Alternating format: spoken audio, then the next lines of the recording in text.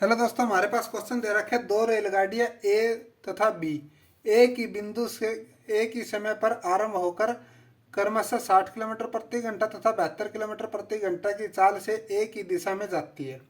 यदि प्रत्येक रेलगाड़ी की लंबाई 240 मीटर हो तो बी द्वारा ए को पार करने में कितना समय लगेगा। जब भी हमारे पास इस तरह का सवाल आए दोस्तों, इसको एक फार्मूला ट्रिक के माध्यम से सोल्व करेंगे। फार्मूला क्या है? सारी की सारी तो लंबाइयाँ होगी, यहाँ पर रेलगाड़ी की लंबाइयाँ होगी या प्लेटफॉर्म की लंबाई होगी, जिस किसी भी की लंबाई दे रखी हो सारी की सारी लंबाइयाँ यहाँ पर टोटल करके लिखनी होगी।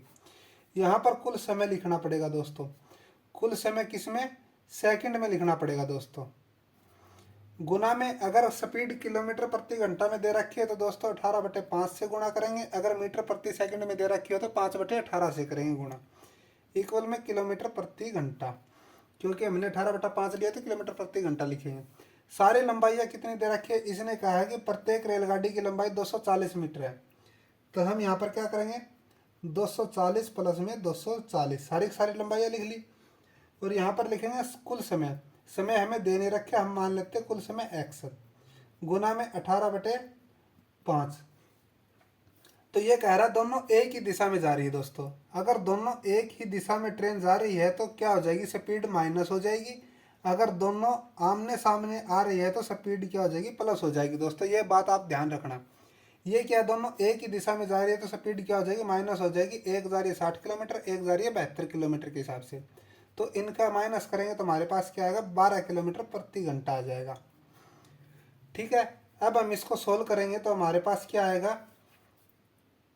6×2 = 12, 6×3 = 18, ये कट हो जाएगा। और इधर क्या है? 240 और 240 480, यानी कि 480/x गुना में 3/5 इक्वल में 2। 5 से इसको कट करेंगे तो दोस्तों हमारे पास क्या आएगा? 5×9 = 45, 3 5 6 5×9 = 45 और 3 5 6 30। ठीक है, 96 पे कट हो गया। अब 2 से इसको कट करेंगे हम तो हमारे पास क्या आ जाएगा? 2 चौके 8, 16, 2 8 16, यानी कि 48 आ गया दोस्तों। ये x है, इधर एक बचा है तो इस x को उस साइड में ले जाकर हम क्या करेंगे? गुणा करेंगे तो क्या आ जाएगा हमारे पास? x इक्वल में 48 गुना में 3, 48 गुना में 3। तो 48 गुना में 3 कितना होता है दोस्तों? 144 होता है। x का मान क्या है? 144। x हमने क्या माना था? टाइम माना था। टाइम आएगा हमेशा सेकंड में, तो 140 सेकंड में क्या होगा? वो b है, a को पार कर लेगी दोस्तों। यही क्या हो जाएगा? हमारा आंसर हो जाएगा दोस्तों। अगर मिनट में दे रखा है तो इसको मिनट में कन्वर्ट कर लेंगे, 2 मिनट 24 सेकंड हो जाएगा दोस्तों। 2 मिनट 24 सेकंड में क्या हो जाएगा? पार कर लेगी। यही क्या हमारा आंसर है दोस्तों। इसी तरह की शॉर्ट ट्रिक वीडियो देखने के लिए दोस्तों चैनल को लाइक शेयर सब्सक्राइब करना मत भूलिए, ताकि आने वाली वीडियो का नोटिफिकेशन आपको जल्द से जल्द प्राप्त हो सके।